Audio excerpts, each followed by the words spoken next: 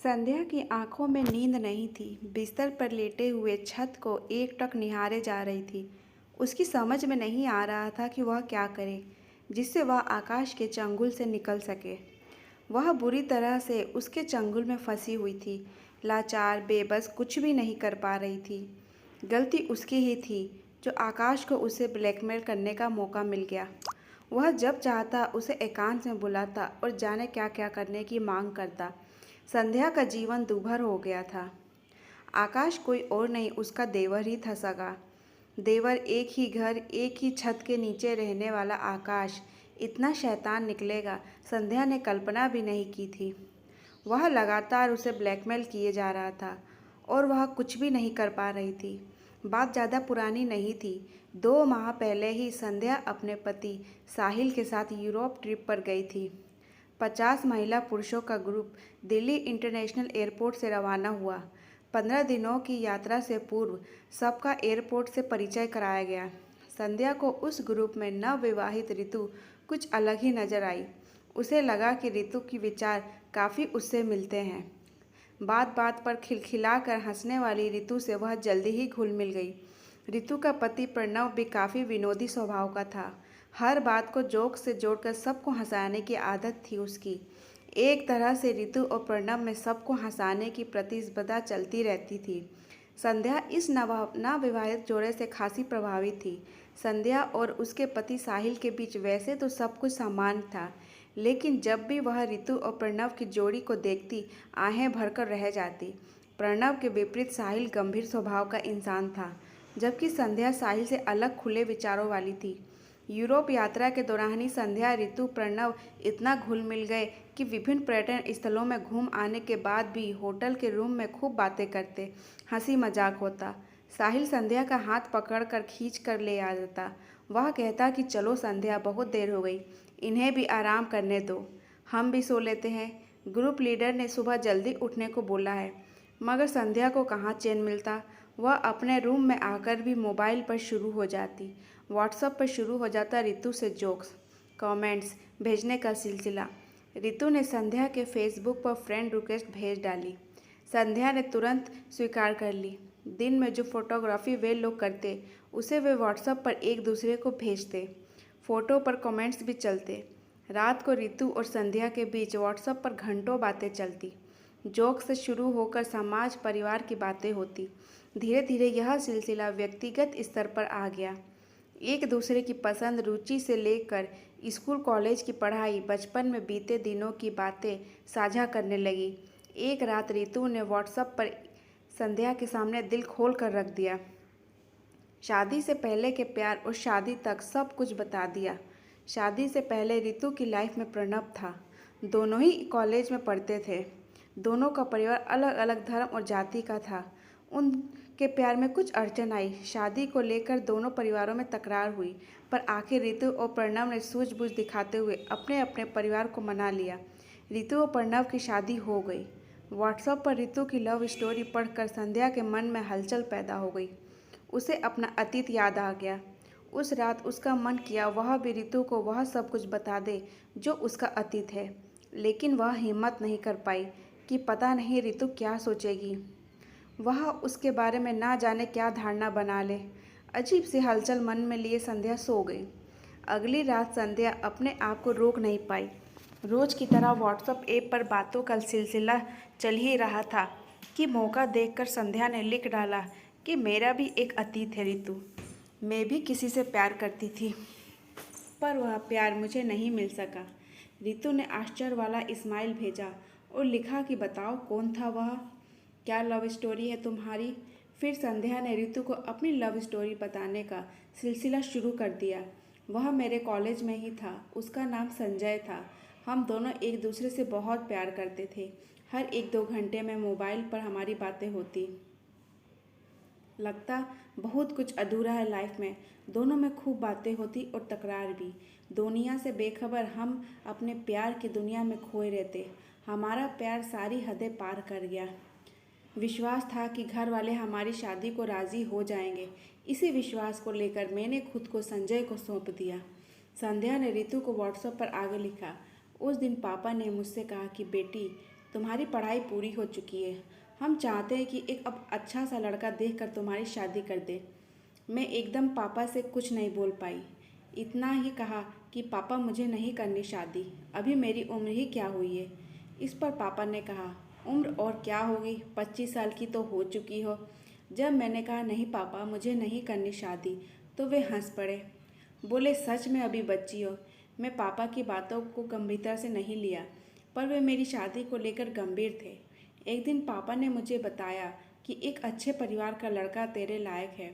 किसी बड़ी कंपनी में सॉफ्टवेयर इंजीनियर है। 25 लाख का पैकेज है। वे अगर हफ्ते तुझे देखने आ रहे हैं। पापा की बात सुनकर मैं अवाक रह गई। मुझसे रहा नहीं गया। मैंने हिम्मत जुटाकर पापा से कहा कि पापा एक लड़के से प्यार करती हूँ, आप उनसे बात कर लीजिए। पापा मेरी तरफ देखते रह गए। उन्हें विश्वास ही नहीं हुआ कि उनकी नज़र में मैं सीधी सादी नज़र आने वाली लड़की किस हद तक आगे बढ़ चुकी हूँ। पापा ने पूछा कि कौन है वह लड़का। मैंने संजय का नाम पता बताया तो पापा का गुस्सा बढ़ गया कि कभी उस परिवार में अपनी बेटी का रिश्ता नहीं करूँगा। मैं अंदर तक हिल गई। मुझे लगा मेरे सपने का रेत से महल ध्वस्त हो चुका है। उस दिन आई मुझे पापा और सब घर वाले ने 2-4 दिन में ऐसा माहौल बनाया कि मेरी और संजय की शादी नहीं हो पाई। अगले ही हफ्ते ही साहिल और उसके घर वाले मुझे देखने आ गए। मुझे पसंद कर लिया गया, पक्का रिश्ता हो गया। पापा ने सख्त हिदायत दी कि रिश्ता संजय का जिक्र भूल कर भी ना करूं। इस तरह मेरी शादी साहिल से हो गई। मैं अतीत भूलकर अपना घर बसाने में लग गई। शादी को 2 साल हो चुके हैं। संध्या ने रितु से व्हाट्सएप पर अपने अतीत की बातें शेयर की और संजय का वह फ़ोटो भेजा जो उसने संजय के फेसबुक अकाउंट से डाउनलोड किया था। अरे वाह मैडम, तुमने तो बखूबी हैंडल कर लिया लाइफ को, रितु ने संध्या की कहानी सुनकर लिखा। इसी तरह हंसी मजाक और व्यक्तिगत बातें शेयर करते हुए यूरोप का ट्रिप पूरा हो गया। जब वे वापस घर पहुंचे तो संध्या और साहिल थक कर चूर हो चुके थे। तब तक रात के 2 बज रहे थे। सुबह देर तक सोते रहे। सास ने दरवाज़ा खटकाया कि संध्या साहिल उठ जाओ, सुबह के 11 बज चुके हैं, नहाकर नाश्ता कर लो। वह हड़बड़ाकर उठी, फटाफट फ्रेश होकर तैयार हुई और किचन में आ गई। नाश्ता तैयार कर डाइनिंग टेबल पर लगाया। तब तक साहिल भी तैयार हो चुका था। दोनों ने नाश्ता किया। तभी संध्या को ख्याल आया कि मोबाइल कहाँ है। उसने इधर उधर देखा पर नहीं मिला। आखिर कहाँ गया मोबाइल मेरा। उसे ध्यान आ रहा था कि रात को जब आई थी तो डाइनिंग टेबल पर रखा था। संध्या मैं ऑफिस जा रहा हूँ, आज बॉस आ रहे हैं, 3 बजे उनके साथ मीटिंग है, साहिल ने घर से निकलते हुए कहा। ठीक है। साहिल के जाने के बाद संध्या मोबाइल ढूंढने में जुट गई। हर जगह देखा। वह अपने देवर आकाश के कमरे में जा पहुंची कि कहीं उसने ना देखा हो। वह उसके कमरे में पहुंची। मोबाइल आकाश के हाथों में था। वह मोबाइल स्क्रीन व्हाट्सएप पर मैसेज पढ़ रहा था। वह मैसेज जो संध्या ने रितु को लिखे थे। वह सब कुछ पढ़ चुका था और मोबाइल साइड में रखने ही जा रहा था। आकाश, क्या कर रहे हो? मोबाइल तुम्हारे पास कहाँ से आया?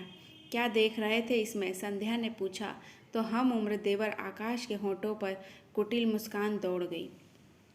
कुछ नहीं भाभी, बस आपकी लव स्टोरी पढ़ रहा था। आपके लवर का फ़ोटो भी देखा, बहुत स्मार्ट है वह। क्या नाम था उसका? संजय, आकाश ने कहा तो संध्या की आंखों के सामने अंधेरा छा गया। कुछ नहीं है आकाश, वे सब मजाक की बातें थी, संध्या ने गिड़गिड़ाते हुए कहा। अगर भैया को ये सब मजाक की बातें बता दूँ तो? आकाश ने तिरछी नज़रें करते हुए कहा। उसकी आंखों में शरारत साफ नजर आ रही थी। संध्या को आकाश के इरादे नेक नहीं लगे। उसे अफसोस था कि उसने किसी अनजानी दोस्त के सामने क्यों अपने अतीत की बातें व्हाट्सएप पर लिख भी थी तो डिलीट क्यों नहीं की। तुम ऐसा कुछ नहीं करोगे आकाश, वह मजाक अच्छा नहीं है तुम्हारे लिए, संध्या ने सख्त लहजे में कहा। यह सुनकर आकाश अपनी औकात पर उतर आया। भाभी जान, क्यों घबराती हो? ऐसा कुछ नहीं करूँगा, आप बस देवर को खुश कर दिया करो। संध्या गुस्सा पीते हुए बोली। मुझे क्या करना होगा? तुम क्या चाहते हो? भाभी, इतना बताना पड़ेगा क्या आपको? आप शादीशुदा हैं। शादी से पहले भी आप काफ़ी ज्ञान रखती थी, आकाश ने बेशर्मी से कहा। को लगा कि वह बहुत बड़े जाल में फंस जा रही है। अब करे भी तो क्या करे? क्या सोच रही हो संध्या? आकाश अचानक भाभी से संध्या के संबोधन पर उतर आया। मुझे सोचने का वक्त दो आकाश, संध्या ने कहा। ओके, नो प्रॉब्लम, जैसा तुम्हें ठीक लगे। पर याद रखना मेरे पास बहुत कुछ है, भैया को पता चल गया तो धक्के मार के घर से निकाल देंगे तुम्हें। पता है तुम किस हद तक नीचता कर सकते हो, संध्या ने रूखे स्वर में कहा। संध्या अब क्या करे, कैसे पीछा छुड़ाए आकाश से। वह देवर भाभी के रिश्ते को कलंकित करने पर उतारू था। वह जब भी मौका मिलता संध्या का रास्ता रोक कर खड़ा हो जाता कि क्या सोचा तुमने। आकाश मोबाइल पर संध्या को कॉल करता, इतने दिन हो गए अभी तक सोचा नहीं क्या, क्यों तड़पा रही हो। संध्या पर आकाश लगातार दबाव बढ़ा रहा था, उसका जीना दूभर हो गया था। इसी उधेड़बुन में वह करवटें बदल रही थी, उसकी नींद उड़ चुकी थी। उसके सामने दुविधा यह थी कि वह खुद को बचाए या आकाश की वजह से परिवार में होने वाले विस्फोट से बचे। वह चाहती थी किसी तरह आकाश को समझा सके ताकि यह बात अन्य सदस्यों तक नहीं पहुंचे, लेकिन करे तो क्या करे। अचानक उसके दिमाग में एक विचार कौंधा, हाँ यही ठीक रहेगा। उसने मन ही मन सोचा और गहरी नींद में सो गई। अगले दिन संध्या ने घर का कामकाज निपटाया और अपनी सास से बोली, मम्मी जी मुझे मार्केट जाना है, कुछ घर का सामान लेने, घंटे भर में वापस आ जाऊंगी। फिर संध्या जब घर लौटी तो उसके चेहरे पर चिंता की लकीरों की बजाय चमक थी। उसने पढ़ा था कि राक्षस को मारने के लिए मायावी होना ही पड़ता है। वह आकाश को भी उसी के हथियार से मारेगी, उसका सामना करेगी। मार्केट से वह अपने मोबाइल में वॉइस रिकॉर्डिंग सॉफ्टवेयर डलवा कर आई। कुछ देर बाद ही आकाश ने घर से बाहर जाकर संध्या के मोबाइल पर कॉल की। संध्या पूरी तरह तैयार थी। हेलो संध्या, क्या सोचा तुमने? आकाश ने पूछा। मुझे क्या करना होगा? संध्या ने पूछा। कुछ नहीं, बस वही सब तुम्हें बताना पड़ेगा क्या? हाँ बताना पड़ेगा। मुझे क्या पता तुम क्या चाहते हो, तुम मेरे साथ। और फिर सब कुछ बताता चला गया आकाश। कब कहाँ क्या करना होगा, और अगर मैं मना कर दूँ तो क्या करोगे?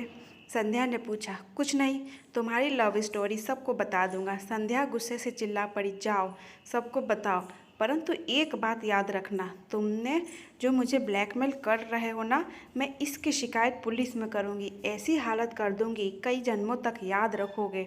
कैसे करोगी? क्या प्रूफ है तुम्हारे पास? आकाश ने कहा। घर आकर देख लेना। यूँ कायरों की तरह घर से बाहर जाकर क्या बात कर रहे हो? संध्या का गुस्सा बढ़ता ही जा रहा था। शाम को आकाश घर आया। संध्या ने मौका मिलते ही धीमे से कहा, प्रूफ दूं या वैसे ही मान जाओगे? तुमने जो बातें भी की है वह सब मोबाइल में रिकॉर्ड है और इसी की सीडी अपने लॉकर में रख ली है। आकाश को विश्वास नहीं हो रहा था कि संध्या इस कदर पलटवार करेगी। वह चुपचाप अपने कमरे में खिसक गया। संध्या आज अपनी जीत पर प्रसन्न थी। व्हाट्सएप के जरिए जो मुसीबत उस पर आई थी वह उससे छुटकारा पा चुकी थी।